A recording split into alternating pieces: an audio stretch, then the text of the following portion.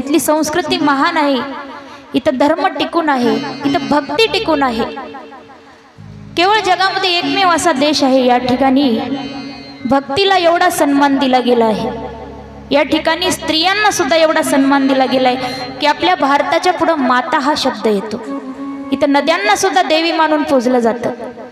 भारत म्हटलं की भारत माता की जय, पुढे माता हा शब्द येतो। तुम्ही कधी ऐकलंय का असं अमेरिका माता की जय, इंग्लंड माता की जय, ऑस्ट्रेलिया माता की जय, कसं कधी ऐकलं का? कधीच नाही। कारण इतर देशांची संस्कृती आणि भारताची संस्कृती जमीन आसमानचा फरक आहे।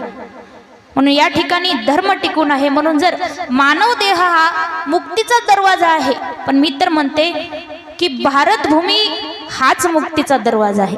जो भारतात जन्माला आला ना तोच खरा मुक्तीच्या दरवाजापर्यंत पोहोचू शकतो।